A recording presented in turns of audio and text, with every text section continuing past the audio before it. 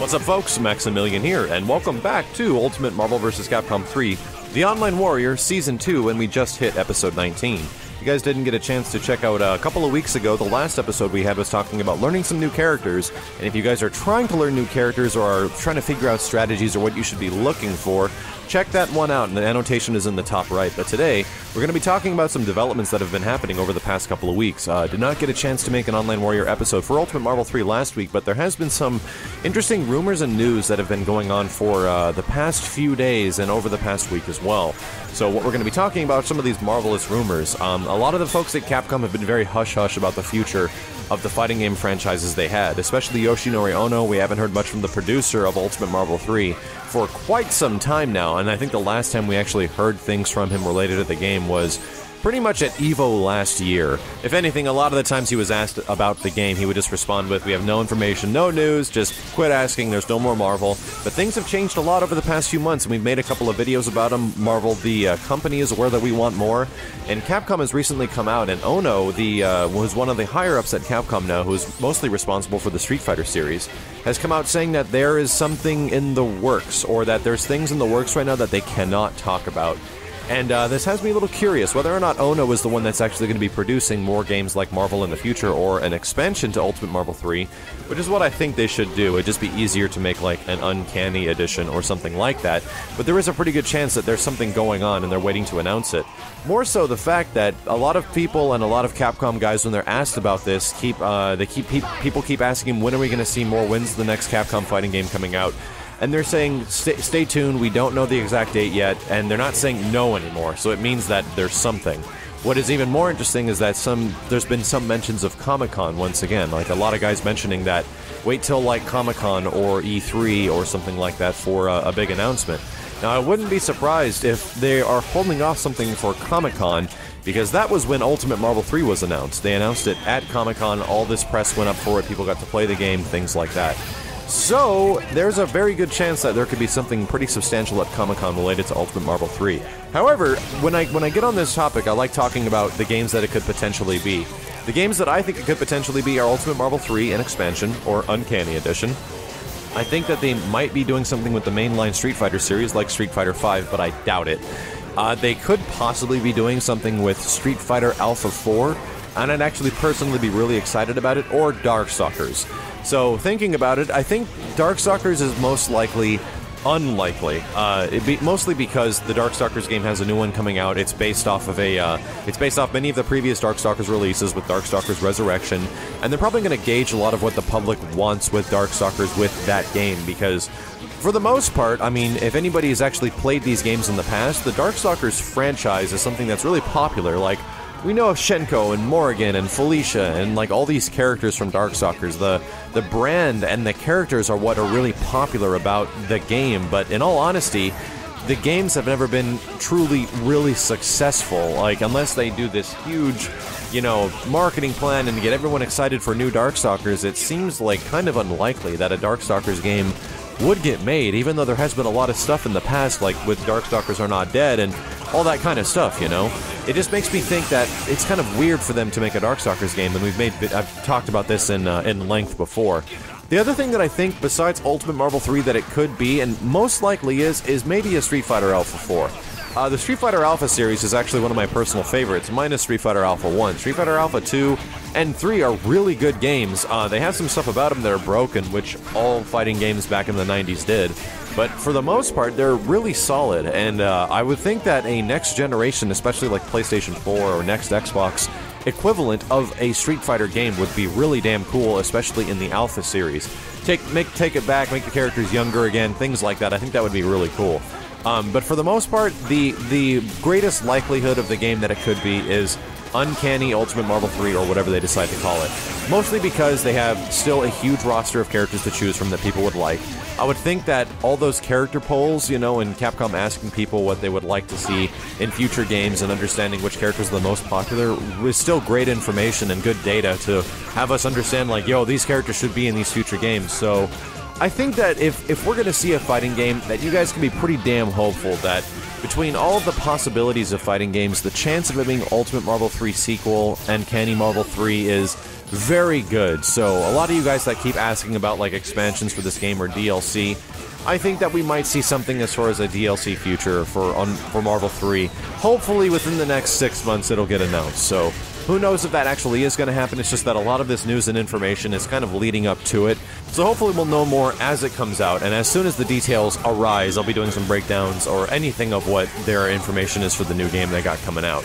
Now, the other thing I wanted to talk about came from a user-submitted question from the previous episode of The Online Warrior, something that is good to discuss because it kind of gives people an understanding of why you see so many characters, why characters get popular, and essentially why lower characters in fighting games, especially big roster fighting games, for the most part go unplayed.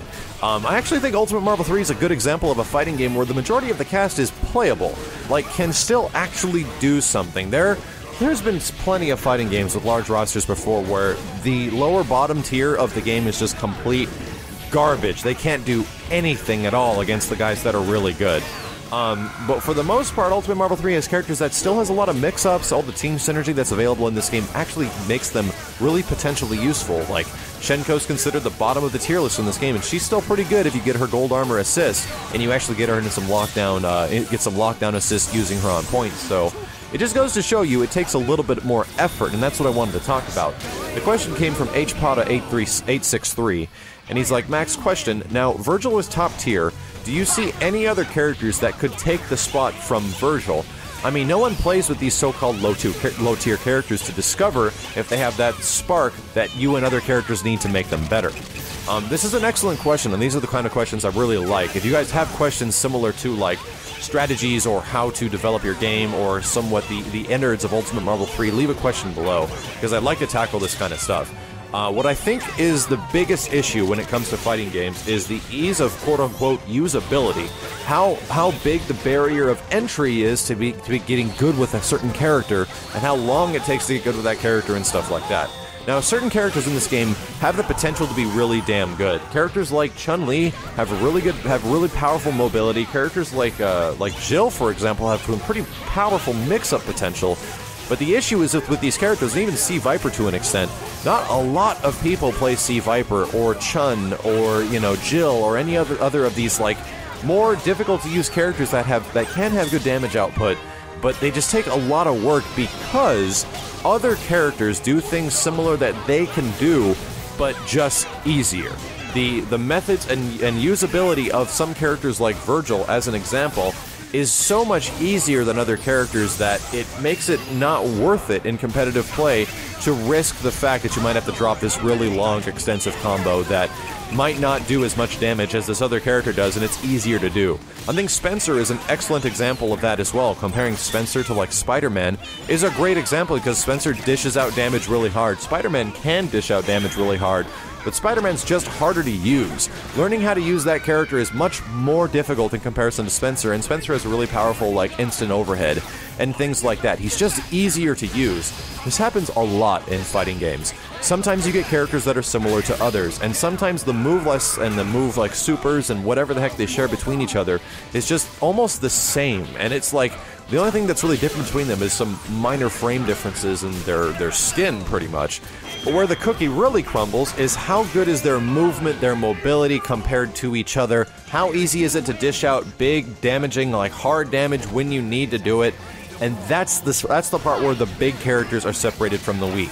Now, like I said, in Ultimate Marvel 3, the differences between said characters aren't that much. Like, it's not like one character's complete garbage and the other one's really good. No, like Spencer compared to Spider-Man, Spencer's a lot easier to use than Spider-Man, but Spider-Man can still be really damn good in his own regard. It's just that the only reason you don't see so many Spider-Mans is because Spencer is that much more easy to use, and he does things better, and it's just way easier to dish out the damage. There's a couple other examples in the game that are like this as well, but for the most part, Ultimate Marvel 3 really is designed around getting what you want done and fast. If you guys haven't noticed, the combos in this game are extensively and extremely longer than almost any other Capcom fighting game to date. Like, the combo length is similar to that of freaking Killer Instinct or some shit like that, if not even more. You get guys locked up in these assists and these like combos and these hits that do infinite hit stun and all this stuff so much that these things just go on for like a total of 10 seconds, which is really damn long sometimes to just be stuck in a Virgil loop, and the game's going to be over by the time you can even touch the ground. It's crazy. There's not a lot of Capcom games that are like this. The big thing is, when you have all these characters that get really difficult to use, the chance of you dropping one of these combos in between gets higher and higher the longer the combo gets.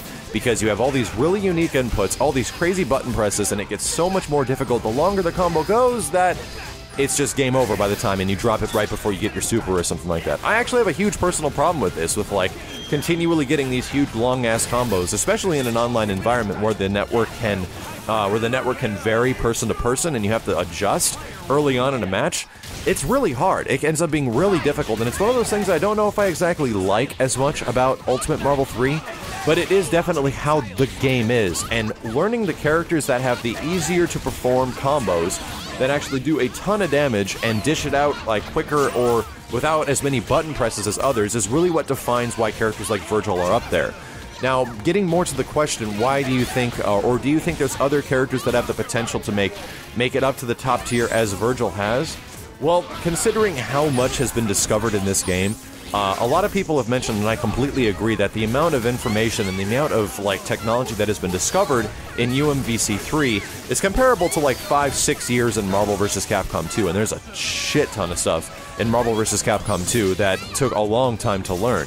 There's things that are becoming very prominent now, like guard breaks, but they're not guard breaks similar to the fashion that you used to know. They're guard breaks in the sense that when you push block, or when a character push blocks you after a guard, if you perfectly time your dash, you can actually get up their grill and go for a free throw that is almost untechable, or is very hard to tech.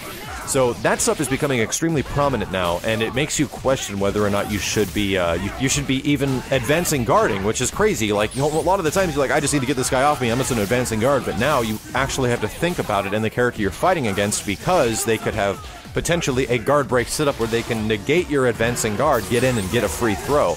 It gets complicated, and that stuff existed in a little bit different fashion in Marvel vs. Capcom 2. And a lot of the characters that are early in this game that are considered low tier, like Thor and guys like that, still can do pretty well against other characters. It's not like they're completely useless. But for the most part, unless something crazy like the TAC Infinite gets discovered for them, there's a chance that they could make it higher up in the ranked list. Unless something gets like completely kind of like quote-unquote broken and is easy to perform and actually does a lot of damage or soaks up a lot of the clock, then I don't think you're going to be seeing a lot of them.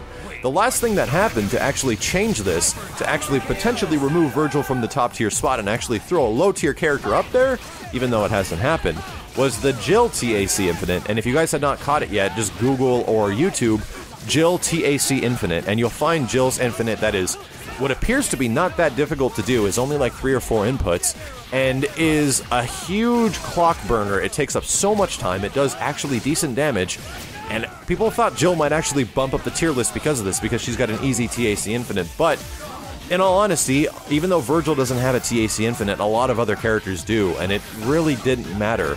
The usability of Jill to actually land that hit is still so difficult that essentially you want that character with all that mobility, all that ability to hit confirm. Like, Virgil can hit you from mid-screen with his normals. Like, this stuff is really good, and that's why that character is so powerful, and that's why he's lying so high on the tier list. Because once he touches you, if he has the right assists, you can be totally dead at any point, along with characters like Zero. So unless something crazy happens, some new piece of insane technology, like a DHC glitch type of thing, a new TAC Infinite, something similar to that vein, is discovered for some of these lower guys, then there's a fat chance you're going to see these characters bump up the tier list very fast. Now, I wouldn't be too, dismayed by this, because this has actually happened in previous fighting games. For the most part, a game like Capcom vs. SNK 2 was a perfect example.